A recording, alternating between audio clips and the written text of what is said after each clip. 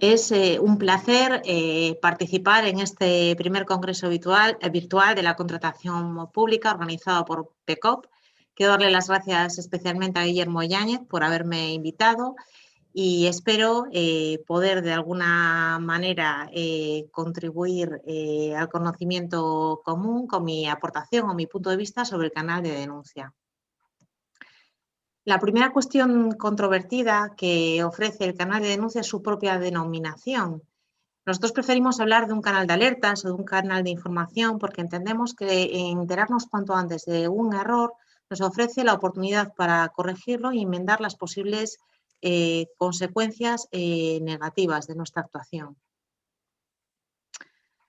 Podemos contextualizar los canales de denuncia en la influencia anglosajona que ha penetrado en el derecho continental en relación con el compliance y la protección del whistleblower. El compliance son los programas de cumplimiento, de prevención para evitar la comisión de ilícitos por parte de las mercantiles, fundamentalmente norteamericanas. El whistleblowing hace referencia a la actividad de protección de los denunciantes, que en el ámbito de esa cultura también se produce en el seno de las administraciones públicas. Estos dos elementos penetran con fuerza en nuestro sistema con el aliento de organizaciones como la OCDE y la Unión Europea. Principalmente llegan a nuestro ordenamiento jurídico a través del marco regulatorio de las sociedades cotizadas, pero también como consecuencia del establecimiento de la responsabilidad de las personas jurídicas en la reforma del Código Penal del año 2010. El establecimiento de esa responsabilidad penal de las personas jurídicas no se establece en relación con las administraciones públicas ni en relación con todos los delitos. Y va acompañada de una atenuante, que es que estas empresas o estas personas jurídicas puedan tener establecido un sistema de prevención. En caso de que tengan un sistema de prevención interno establecido, van a verse beneficiadas de una atenuación de la pena. Esta idea del compliance penal se consolida en la reforma del artículo 31 bis del Código Penal del año 2015, porque ya pasa a considerarse una eximente.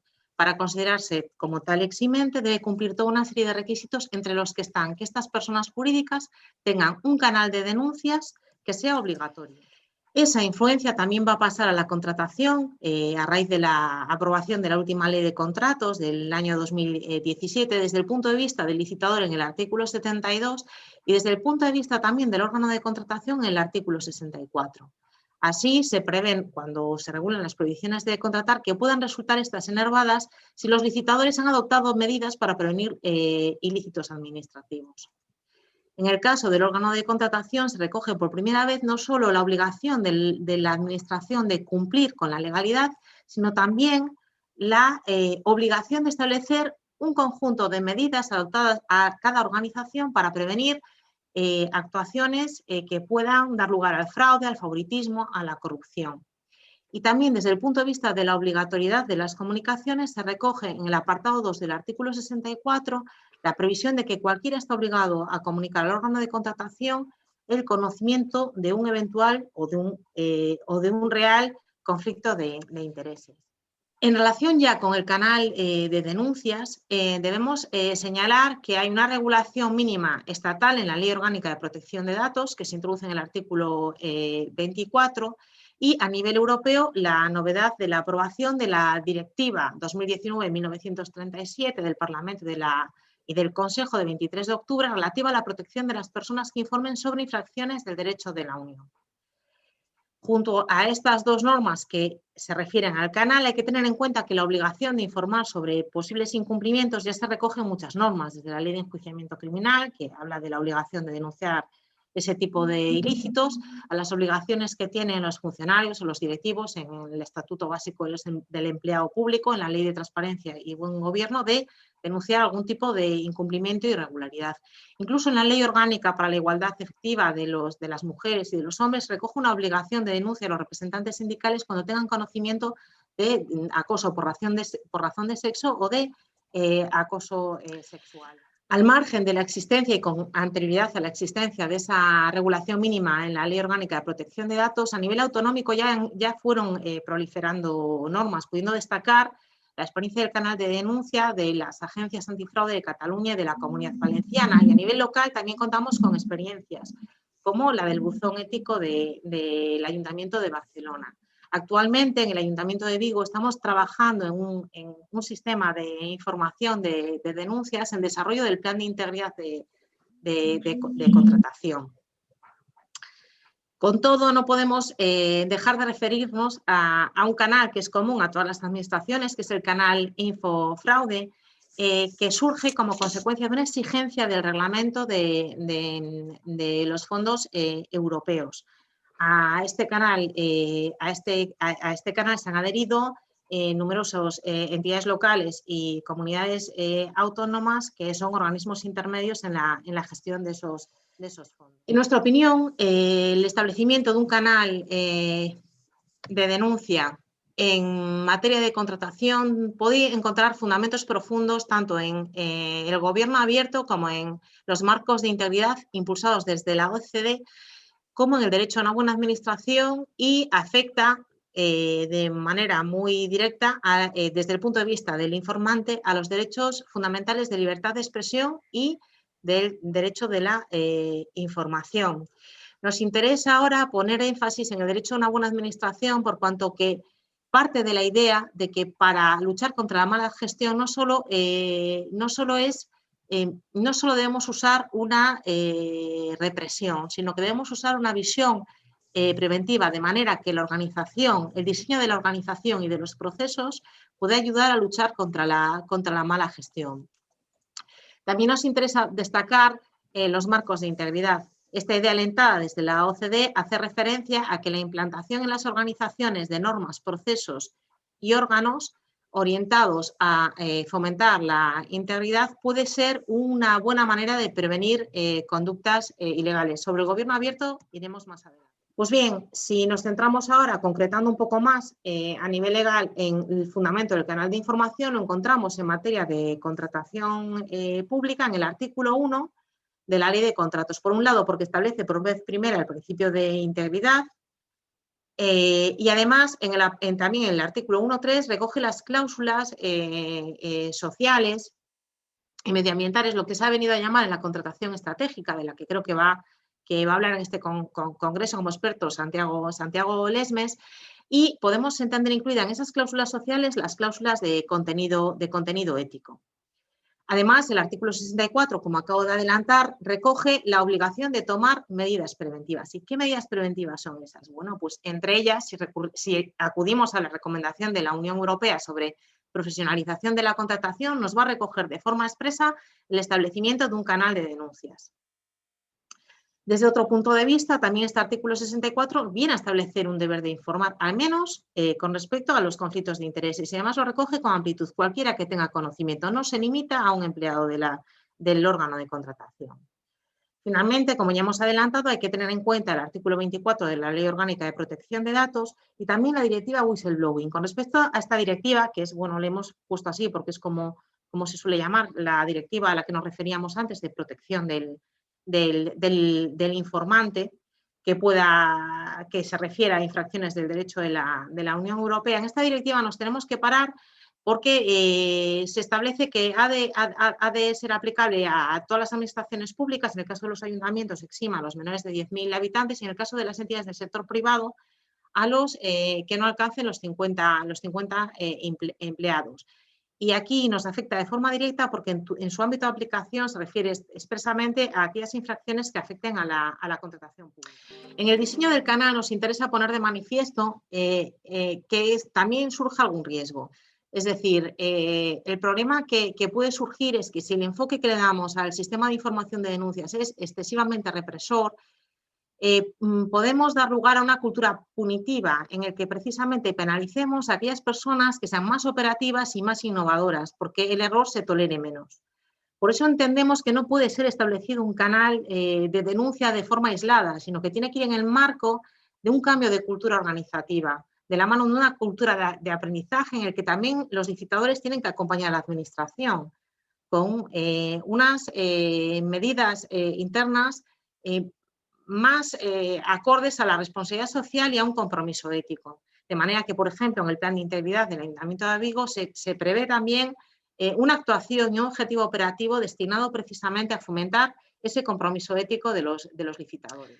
En realidad, todo parte de un conjunto, de una estrategia de conjunto para evitar ese riesgo del que hablábamos, de una cultura punitiva de la que nos queremos apartar, creemos que debemos tolerar el error y de esta manera estructuramos nuestro plan de integridad en 4 grandes ejes, en el trabajo con las personas, la racionalización y el fortalecimiento de los procesos, en sacarle partido a la tecnología, y aquí es donde tienen buena cabida los mecanismos de información y alerta, e introducir el ciclo de mejora continua. También lo concebimos de una forma progresiva. En este sentido debemos tener en cuenta que ahora retomamos aquí aquella idea del fundamento profundo, ¿no? En la idea del buen gobierno, se basa en los pilares de transparencia, participación, rendición de cuentas, tecnología e innovación. Con estas herramientas entendemos que no podemos avanzar, no podemos ir a un canal de alerta si no hemos ofrecido nuestros datos, si no hemos abierto nuestros datos a la sociedad, si no somos transparentes, si no hemos ofrecido en formato reutilizable, de manera que demos pie a que haya un análisis de datos, porque en ese caso estaríamos ante un canal de alerta un poco que sería un papel mojado, ¿no? Tiene que permitir una rendición de cuentas de verdad y una participación en la mejora de verdad. Por eso lo entendemos que es de forma progresiva. Actualmente hemos acabado de implantar la plataforma Open Data y ya están introducidos los datos de la contratación. En el diseño hemos de tener en cuenta, en primer lugar, los parámetros que nos ofrece este artículo 24 de la Ley Orgánica de Protección de Datos. En este sentido no nos limita mucho. Así está este artículo. Habla tanto de empleados de las organizaciones que puedan tener este sistema de información de denuncias como de terceros.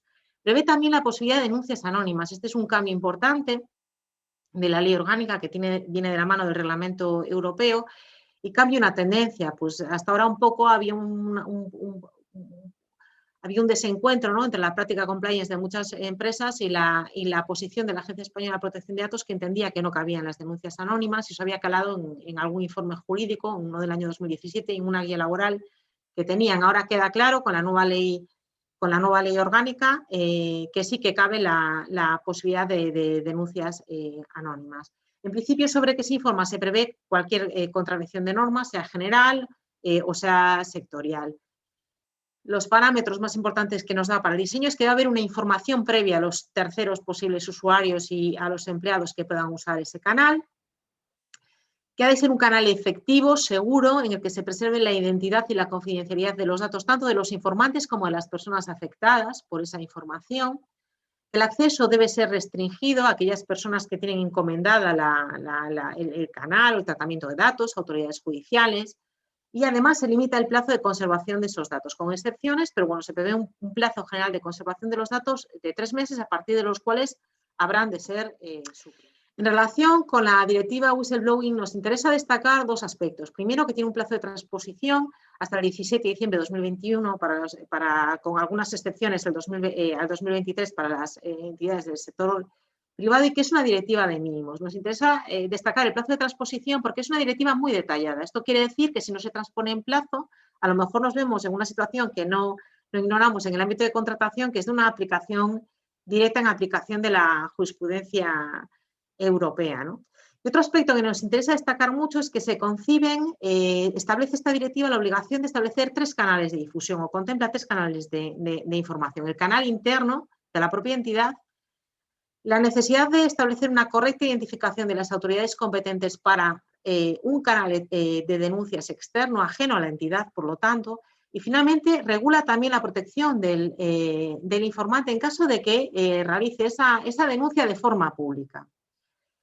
Estos 3 canales se establecen de una forma progresiva, es decir, la revelación pública es subsidiaria de lo anterior.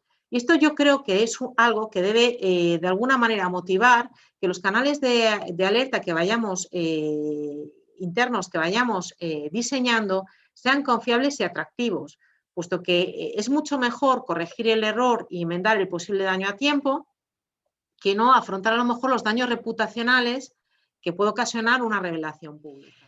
En cuanto a los parámetros que nos ofrece la directiva, debemos decir que no establece la obligación de informar, a diferencia de lo establecido en el artículo 31.1 bis del Código Penal, que para que se considere que es un programa compliance exige que se establezca la obligación de informar.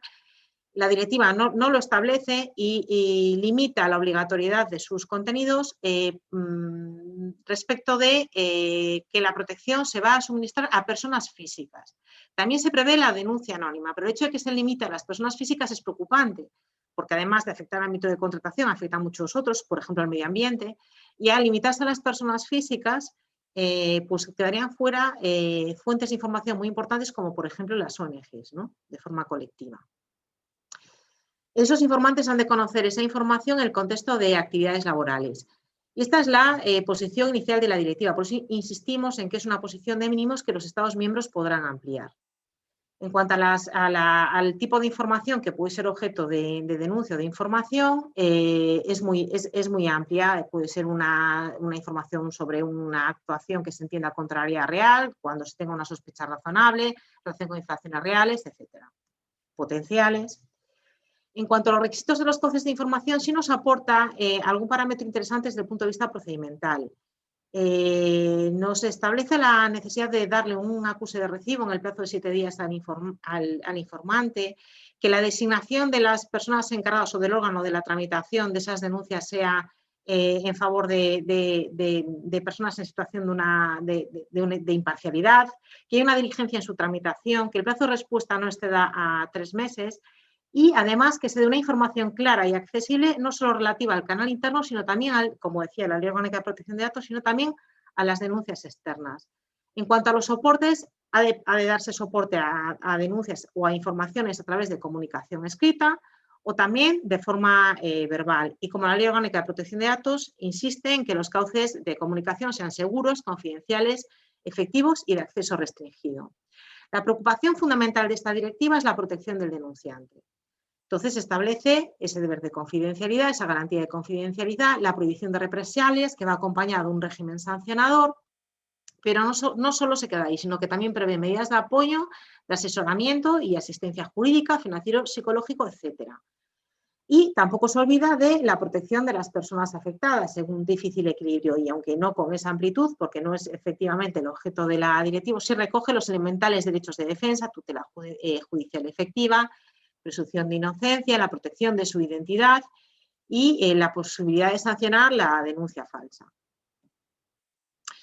Bien, con estos parámetros, ¿cuál es nuestra propuesta de sistema de información de denuncias? Bueno, nosotros hemos considerado, desde ese punto de vista del plan de integridad conjunto y progresivo, hemos considerado que se base en 3 elementos. Por un lado, en el elemento del autocontrol, mediante el establecimiento de un sistema interno de detección de alertas, de detección de incidencias y de alertas, mediante la apertura de datos, como decíamos antes, para que esa rendición de cuentas y esa participación a través de los canales sea real, y finalmente a través del buzón de alertas, que contendrá tanto la posibilidad de denuncias como de comunicaciones o noticias anónimas. Lo hemos querido expresar en esta diapositiva con un ciclo, porque en el fondo esto es producto de una concepción de mejora continua. Hemos mejorado los procesos, hemos mejorado la formación, la tramitación electrónica nos suministra muchísimos datos y de esos datos va a salir el autocontrol. A su vez, el buzón de alertas nos va a dar información a través de la tramitación electrónica que también va a posibilitar el autocontrol. Concretando un poco más, el autocontrol consiste en un sistema de detección y alerta del propio sistema que parte de una definición previa de indicadores de la gestión económico-administrativa. Ahí se genera un entorno de monitoreo en el que de forma automática y en tiempo real tenemos la información que hemos entendido relevante para evaluar nuestra gestión.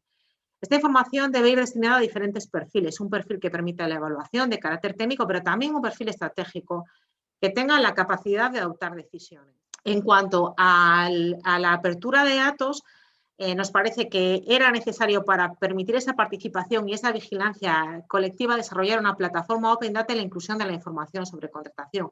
A este punto hemos llegado en el pasado mes de mayo. Y finalmente estamos ahora en el diseño del buzón de alertas. Recientemente una sentencia del Tribunal Supremo la 35/2020, 3 de febrero, nos ha despejado un poco más la duda de las denuncias anónimas. Ya hemos visto que en la Ley Orgánica de Protección de Datos y también en la directiva se contempla esa posibilidad. Ya decimos que en la directiva se deja a decisión de los Estados miembros, ¿no? Pues esta sentencia considera que es posible, con el limitado alcance que tiene, dar noticia de algo, ¿no? Entonces, esa alerta nos da una noticia de algo y a la persona informante le garantiza el nivel máximo de confidencialidad. Por lo tanto, nos parecía básico incluirla. ¿Qué requiere? Pues ahí ya contamos un poco con la experiencia de otros canales, ¿no? Requiere que ya la han venido admitiendo, ¿no? Como el de Valencia o el catalán, ¿no? Entonces, ¿qué requiere? Un previo juicio de verosimilitud y una indagación interna, y será de esa indagación interna de la que pueda resultar la incoación de un procedimiento. A diferencia de la denuncia, que también, por supuesto, tiene una entrada fácil al buzón de alertas, que cumpliría las exigencias de la ley de procedimiento y además podría tener un posible valor probatorio. Los requisitos son comunes, tendrán sus accesos específicos. Es necesario definir su integración en el flujo de tramitación, no pueden quedarse por ahí. Hay que garantizar la confidencialidad, el acceso seguro, la efectividad y encomendarse a un órgano responsable. En este caso es un órgano que tiene más labores en el plan de integridad y que es el Comité de Integridad de la Contratación, ¿no? Además, se definirá el procedimiento conforme ya a bastantes de los parámetros que nos ofrece la normativa que acabamos de citar, la europea, y es necesario que demos una información clara a personas potenciales usuarias del buzón. En este sentido, nos parece especialmente relevante explicar que no es a través de estos buzones de donde tienen que tener entrada ilícitos de naturaleza penal. Eso es cometido de funciones ajenas, ¿no? De la autoridad judicial y de fiscalía que no tendrían aquí entrada. Con esto, de alguna manera, acabamos de nuestra presentación sobre nuestra visión del canal de alertas, pero no se nos escapa que es una cuestión controvertida. Nos parecía muy interesante dejar en nuestra presentación este enlace a un TED-Med de Adam Weitz, en el que se pone énfasis aquí de la tensión que se produce. Por un lado, cuando hablamos de denuncias, de alertas, lo que estamos hablando es una tensión entre una idea de traición personal o, en cambio, de otra idea contraria de un concepto de justicia más amplio. Para vencer un poco esa tensión, entendemos que la respuesta es hacer una visión integral, no establecer un canal de forma aislada, sino una transformación cultural en el seno de la organización y tener una visión de conjunto que nos permita avanzar hacia una cultura de la integridad en la contratación pública. Pues muchas gracias, Margarita. Yo creo que nos has dado una clase contundente y sólida. Yo ya te lo dije en su momento que de esto del canal de denuncia no tenía ni idea. Sigo siendo un aprendiz. Me parece que es otro mundo, ¿eh? Me parece que es otro mundo dentro del mundo de la contratación pública. No tenía ni idea de Infofraude, de ese canal de denuncia, que creo que está en la IGAE, según he visto. Va a pasar por aquí Álvaro García Molinero, que es interventor del Ministerio de Defensa, e igual le preguntamos por ese canal. Creo que es un marrón para muchos ayuntamientos, para muchas diputaciones, para muchos órganos de contratación, porque entiendo que todos ellos deben diseñar su canal de alertas, denuncias. ¿Quién entiendes que es el responsable de impulsar ese canal de denuncias en la organización?